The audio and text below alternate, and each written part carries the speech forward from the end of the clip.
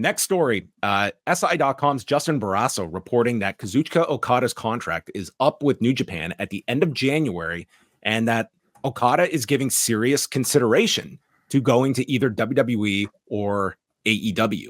And I mean, this could turn into a very big story, but it does kind of shine a light on what is the role of New Japan Pro Wrestling in this continued wrestling ecosystem that has two big players that are willing to negotiate and bid very high for the top talent. And is New Japan going to see a Will Ospreay go?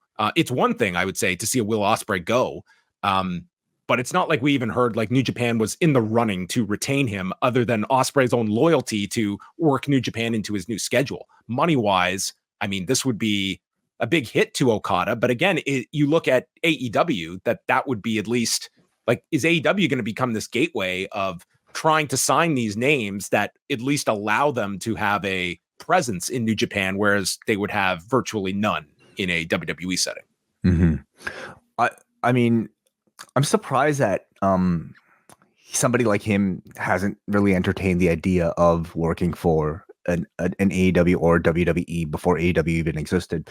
Or at least like those rumblings haven't really been out there until now, because, you know, like, I mean, look at Nakamura. I guess we don't exactly know how long, you know, WWE might have been interested in Kazuchika Okada. I don't even know if they are right now, but you would think that they are. But there's a very viable two options now for somebody like him, and whether or not he intends on working for either of these promotions, everybody's getting raises off of this bidding war for talent that's out there. If a Will Ospreay can enjoy that, if a you know, like who else recently signed? I don't know, like Randy Orton was able to enjoy that, or anybody else. Why wouldn't Kazuchika Okada be able to enjoy some of that as well? And you know, if New Japan can't necessarily match, then okay, then he might actually make the move. He's kind of accomplished everything he could creatively. Now you're looking at two options in AEW and the WWE that stand a chance of respecting him creatively.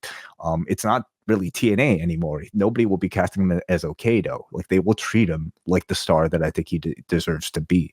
So two very viable options for Okada. And if I'm New Japan, I'm certainly a bit concerned, because no matter what, you're going to have to give this guy a pretty big raise. Yeah, I mean, to me, this would be the one where I don't know if there would like Okada would be the one that if Bushiroad was going to pump in some ridiculous offer, this would be the one. But I think at their core, I don't think that they would be outbidding like some of these numbers, like the idea of what a WWE can offer, what an AEW can offer. And what they can offer, of course, is just you don't have to move your family out. You could stay in Japan full time. And now AEW, one of them can offer that. I wouldn't say WWE can offer him that.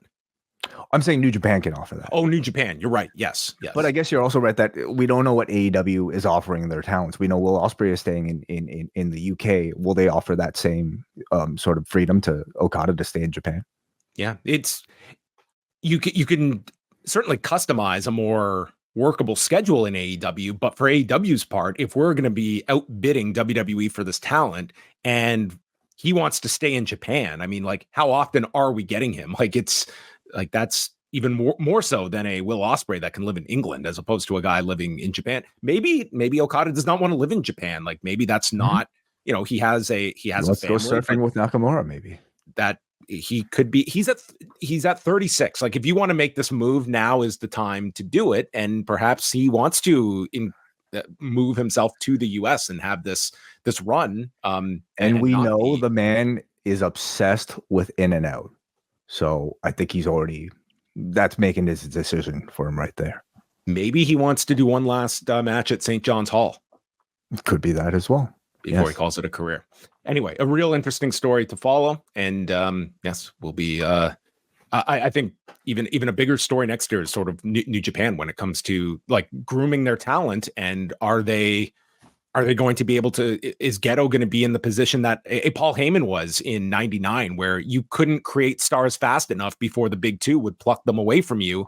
and it just becomes a conveyor belt of trying to create talent, but you're also battling the perception of the big stars move on over. And if you lose Okada and Ospreay in such a short time, even if they have the ability to come back for select dates, I mean, you still are sending this message that you are essentially a company that is not going to be able to keep your biggest stars if the big guns want them. Well, let's just maybe focus on AEW, because I see that probably being a very, very maybe the more likable or likely option out of the two, just because it would involve some sort of co-promotion relationship that would allow him to stay within New Japan.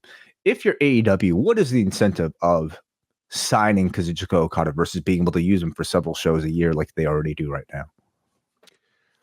Well, I mean, it would come with, you know, your ability to promote him year round, his merchandise rights. I mean, you would be controlling him at that point. It's no longer a negotiation with New Japan on finishes. Like, he is your guy.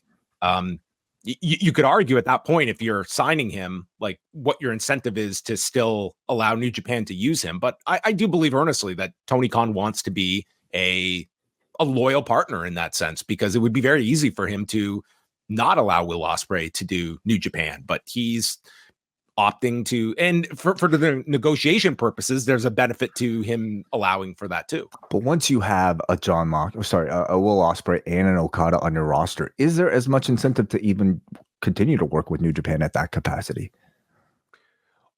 I mean, it's a question that we could be looking at years down the road, where, like, if you're seeing like all this talent that is migrating to other companies, and does New Japan still hold at present, like this once a year show is a very valuable one for both sides. Like, it's still a AEW versus New Japan. That concept is still one that attracts an audience for it. Now, 5 years down the road, if we're talking a New Japan that's going to hit a wall when it comes to creating talent and losing out, maybe that luster is going to be lost, and these dream matches are all going to be under one roof in AEW, and we aren't going to be needing New Japan to do a match with a Hiroki Goto coming over to challenge for a chance to fight for the vacant title. How dare you hey, I love Hiroki Goto, but I mean, there's a difference here. Yeah.